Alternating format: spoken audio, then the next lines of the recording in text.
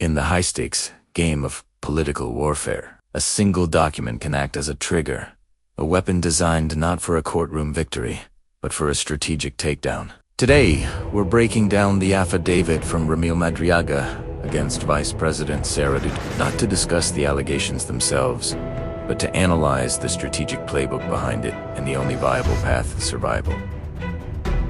This isn't just about politics. It's a masterclass in crisis management, discipline, and understanding the nature of the weapons used in modern power struggles. So, what is this affidavit, really? First, we need to understand its design. This is not a legal kill shot. It's a pressure instrument.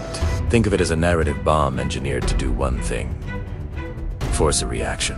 It's a single-source story, coming from a person who is currently detained. It's heavy on sensational, almost cinematic details about logistics, but it appears to be light on hard, corroborating evidence, like receipts, bank records, or independent witnesses. Its primary purpose isn't to secure a conviction in court tomorrow. It's built for media velocity, designed to dominate headlines, create political pressure, and, most importantly, bait an emotional mistake. The moment you treat this document as a legal verdict, you've already fallen into the first trap. It's a political device, and it must be handled as such. The entire strategy behind releasing it is to provoke an immediate, angry, and public response from Sara. The goal is to get her to react emotionally, to issue threats, to personalize the attack, or to try and publicly crush her accuser.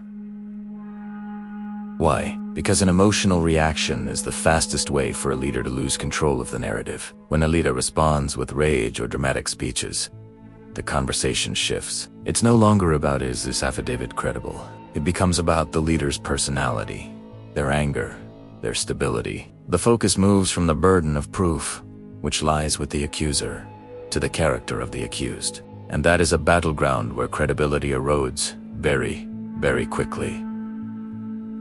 It's a trap, plain and simple. So, what is the correct strategic response? It's not a glorious it's not a fiery press conference. The only winning move is a disciplined, almost boring strategy I call institutional containment. TC's a 4-layer response model designed to starve the crisis of oxygen and let it collapse under its own weight. Layer 1 is the most critical and must be executed immediately.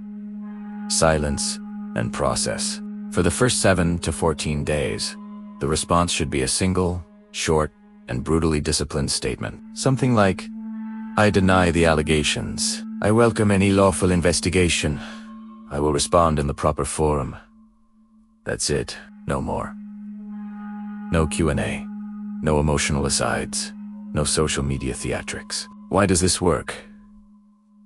First, it denies oxygen to the firestorm. News cycles thrive on conflict and new information. If you give them nothing but a calm, procedural statement, the story has nowhere to go. Second, it keeps the burden of proof exactly where it belongs. On the accuser, it forces opponents to be the ones who have to escalate, to overplay their hand. And third, it projects an image of command presence. In a crisis, silence isn't weakness. It's a sign of control and discipline. It communicates that you are not rattled and that you trust the process. Now for layer 2, which unfolds quietly in the background. Attack the affidavit's structure, not the person. This is crucial. Instead of a public character assassination of the affiant, which can backfire and create sympathy, the legal team should methodically dismantle the document itself. This is done through legal filings and pleadings, not through press conferences. The questions to be raised are all procedural and structural. You question the custodial status of the person making the affidavit. You question the timing and the motive. You highlight the complete lack of corroborating documents, no receipts, no call logs, no photos. You question why these alleged crimes, supposedly happening over a period of time, were never reported earlier. This approach reframes the entire narrative.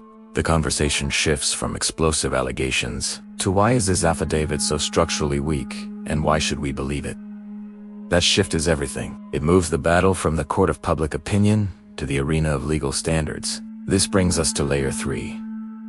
The burden shift. Sara Duterte should not, under any circumstances, try to prove her innocence in public.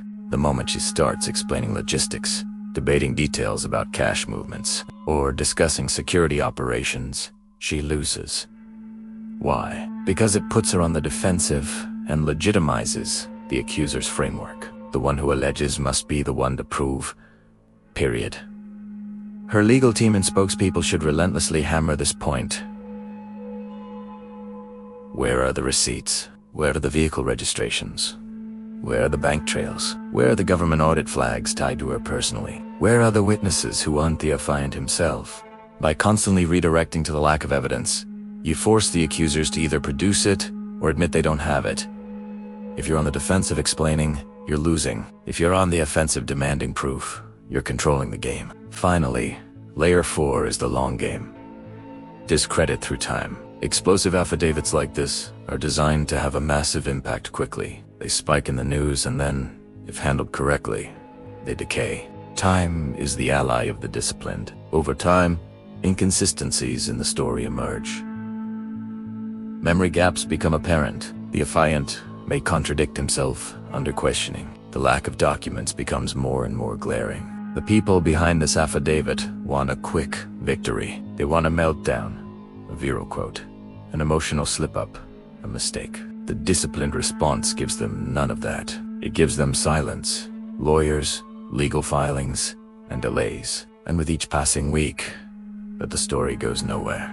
The affidavit loses its power and starts to look more and more like what it probably is.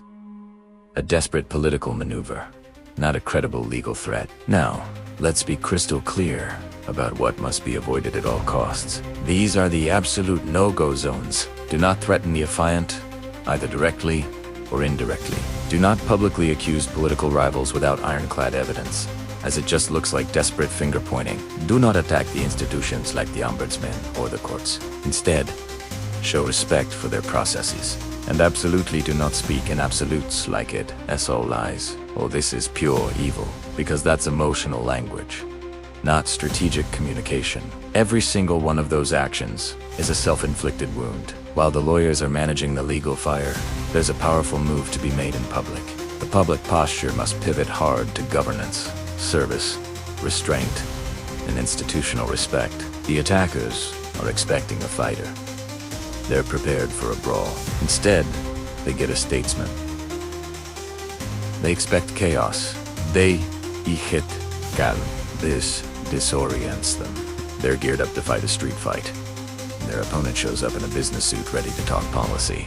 That mismatch is more destabilizing to an opponent than any angry press conference could ever be. So, the final strategic verdict is this. Sara Duterte survives this, and ultimately outlasts it. If, and only if she follows this playbook with ruthless discipline. She must stay silent, initially delegate the entire response to her legal counsel. Keep all emotion out of the public view. Reframe the issue as a problem of proof and credibility, and let time expose the weaknesses in the affidavit. If she does that, this document becomes just one more noise spike in a long and brutal political war of failed gambit, not a decisive blow. This isn't about winning today's headline. It's about surviving the ambush and not losing the entire war by making one unforced, emotional mistake. In the end, discipline isn't just a strategy, it's the ultimate weapon. Thanks for watching. If you found this strategic breakdown valuable, be sure to like this video, subscribe to the channel, and hit that notification bell so you don't miss our next analysis. We'll see you in the next one.